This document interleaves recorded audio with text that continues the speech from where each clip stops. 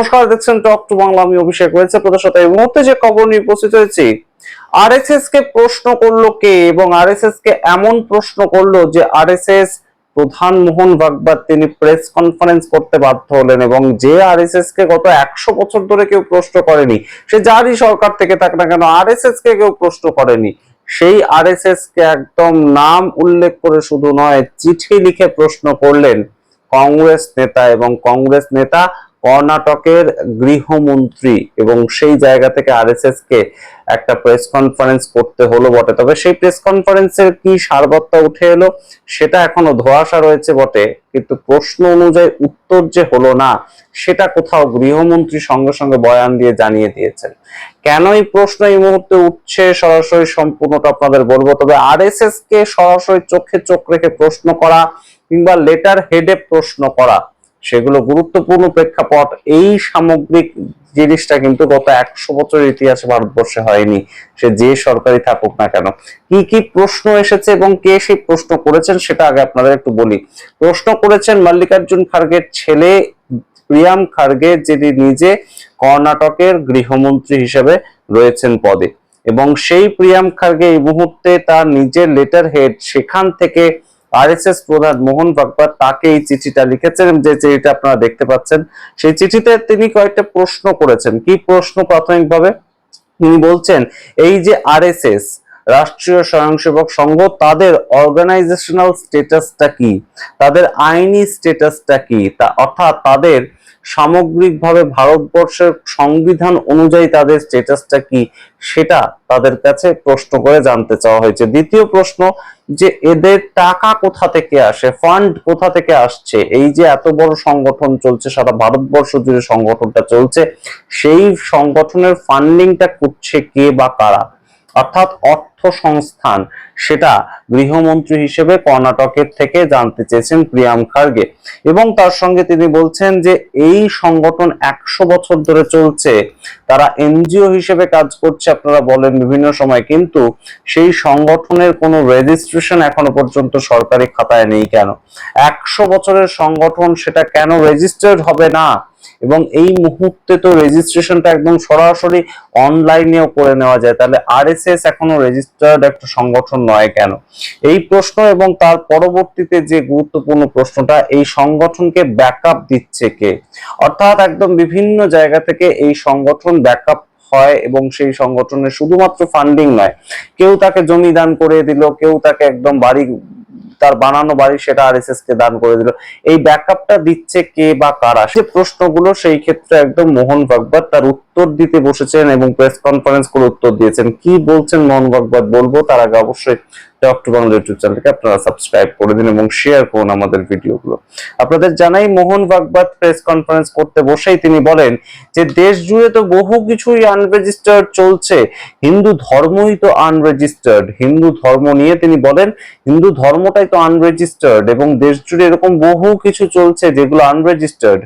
RSS তো open book, এবং we don't need to respond. অর্থাৎ এই মুহূর্তে আরএসএস কিভাবে চলছে, আরএসএস কেন সেটা রেজিস্টার্ড নয়, আরএসএস কে কে টাকা দেয়, যে প্রশ্নগুলো প্রিয়াম খার্গে করেছিলেন সেগুলোর উত্তর দিতে আরএসএস বাধ্য নয়। তেমন ভাবে মোহন ভাগবত সম্পূর্ণ বিষয়টাকে ইগনোর করতে চেয়েছেন, কিন্তু গুরুত্বপূর্ণ যে জায়গাটা, তার সঙ্গেই তিনি তার কিছু বক্তব্য উগরে দিয়েছেন, সেখান থেকে প্রশ্ন আরো গুরুত্বপূর্ণ হচ্ছে, আরো দানা বাঁধছে কিছু কিছু প্রশ্ন।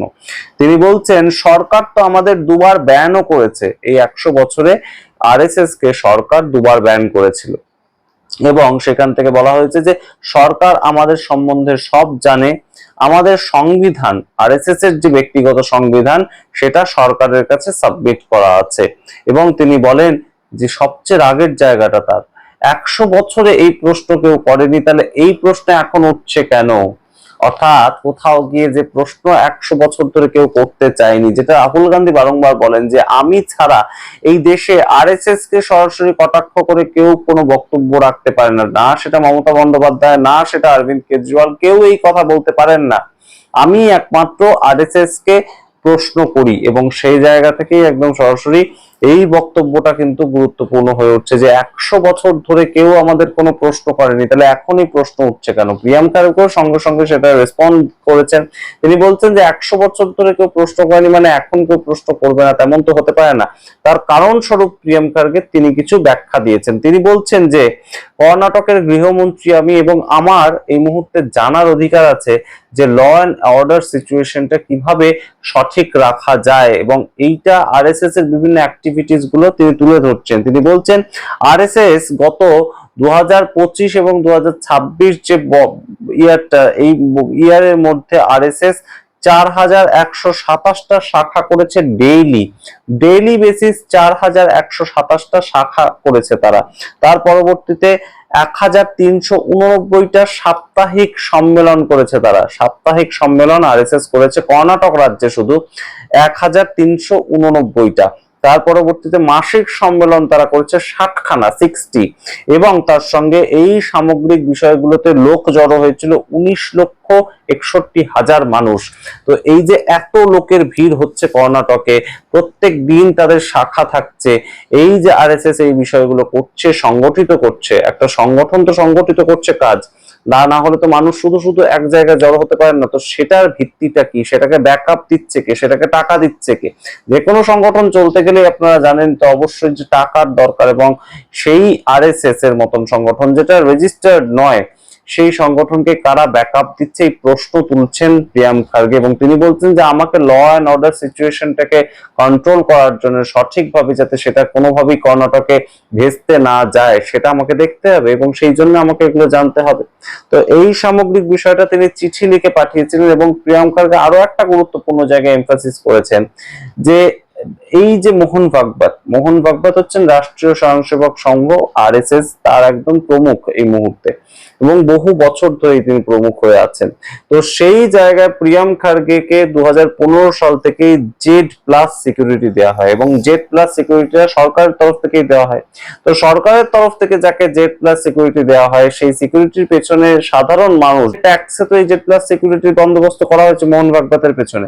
তো সেই যে জেড প্লাস সিকিউরিটি দেওয়া হয়, সেই জায়গা থেকে অবশ্যই কর্ণাটকের গৃহমন্ত্রী হিসেবে এটা আমার জানার অধিকার রয়েছে যে কিভাবে সম্পূর্ণ ফান্ডিংটা চলছে, কিভাবে সম্পূর্ণ আরএসএস আনরেজিস্টার্ড হয়ে এতদিন ধরে কাজ করছে, এবং কেনই বা তারা আনরেজিস্টার্ড রয়েছে, এবং তাদের লিগ্যাল স্ট্যাটাসটা এই মুহূর্তে কি, এই প্রশ্ন তিনি তুলছেন। এবং অবশ্যই আপনাদেরকে নিশ্চয়ই আপনারা জানেন যে দিল্লির কেশব ভবন, যেটা আরএসএস এর মূল কার্যালয়, বিশাল একটা কার্যালয় দিল্লির কেশব ভবন, তো সেই জায়গায় একদম প্রাইম লোকেশনে এত বড় বাড়ি, তার জন্য জমি, সেটা কে দিল? কেউ বা কারা তো সেটাকে দান করেছে নিশ্চয়ই।